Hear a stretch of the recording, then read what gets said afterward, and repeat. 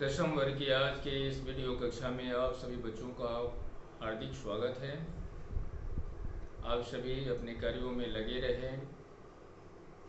इस आशा के साथ आज इकोनॉमिक्स के अंतर्गत आपको दूसरा chapter sectors of the Indian economy के बारे में बताया जा रहा है। अब तक आपने सेक्टर्स के बारे में जाना है और सेक्टर्स के प्रकार के बारे में जाना है और किस किस बेसिस पर कौन कौन से सेक्टर है इसके बारे में आपने जाना है। तो आज पहला बेसिस के आधार पर जो प्राइमरी सेक्टर है, टर्शियरी सेक्टर है और सेकेंडरी सेक्टर है, इसके बारे में हम तुलनात्मक अध्ययन करेंगे। हर सेक्टर में नाना प्रकार की एक्टिविटीज की जाती है। हर सेक्टर में वस्तुओं और सेवाओं का उत्पादन होता है और प्रत्येक सेक्टर एक वर्ष में जितनी वस्तुओं और सेवाओं का उत्पादन करता है वह उसका टोटल मूल्य होता है। प्रश्न यह उठता है कि हम वस्तुओं और सेवाओं का मूल्यांकन कैसे करेंगे। उदाहरण के तौर पर कोई व्यक्ति साल में 10 केजी रस्सी बनाता है और वह रस्सी 100 रुपये किलो बेचता है, तो 10 केजी का मूल्य 1000 रुपया होगा। इस तरह उस रस्सी का वैल्यू 1000 हो जाएगा, जो उस व्यक्ति का मूल्य होगा।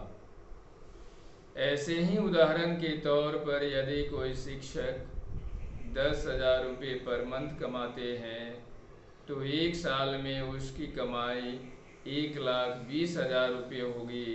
तो इस तरह उसकी सेवाओं का वैल्यू निकाला जाता है।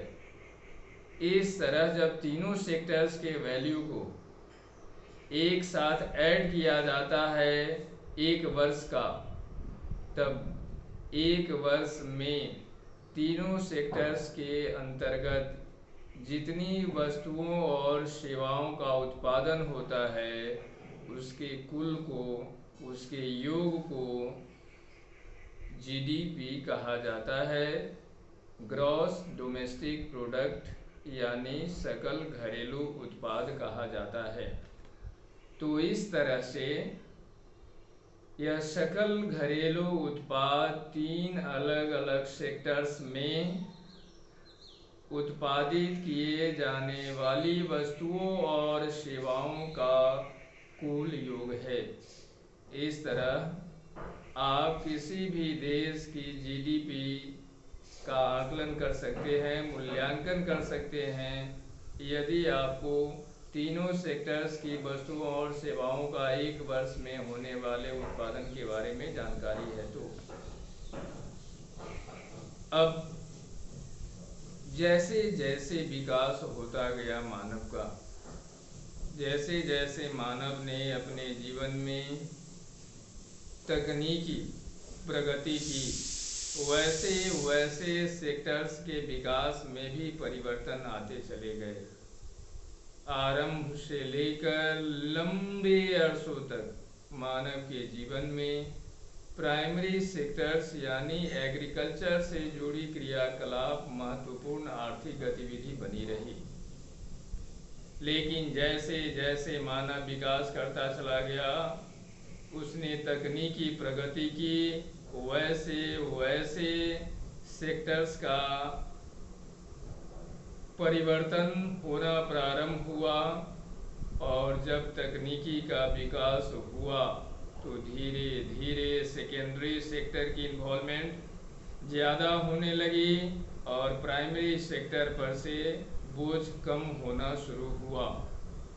सेकेंडरी सेक्टर के विकास के फलस्वरूप सरकार के द्वारा दी जाने वाली सुविधाओं के कारण सर्विस का विकास हुआ और सर्विस के विकास के फलस्वरूप प्राइमरी और सेकेंडरी सेक्टर से इसका बोझ घटा और टर्शियरी सेक्टर पर ज़्यादा से ज़्यादा आर्थिक क्रियाकलापों का बोझ आ गया। तो इस तरह विगत 100 वर्षों में जहाँ प्राइमरी क्रियाकलापों में लोग ज़्यादा जुड़े हुए थे, आज लोगों का इन्वॉल्वमेंट टर्शियरी सेक्टर यानी सर्विस में ज़्यादा से ज़्यादा इनका जुड़ाव है। इस तरह से ऐतिहासिक परिवर्तन हुए तीनों सेक्टर्स में। बदले हुए समय और परिवर्तन के साथ औद्योगिक क्रांति और तकनीकी के विकास के फलस्वरूप तीनों सेक्टर्स में आमूलचूल परिवर्तन हुए। तो आज के इस वीडियो में आपको जीडीपी के बारे में गणना और कैसे सेक्टर्स में ऐतिहासिक परिवर्तन हुए इसके बारे में बताया जाएगा। आगे ग्राफ के माध्यम से आपको जानकारी दी जाएगी इन परिवर्तनों के बारे में। बहुत बहुत धन्यवाद।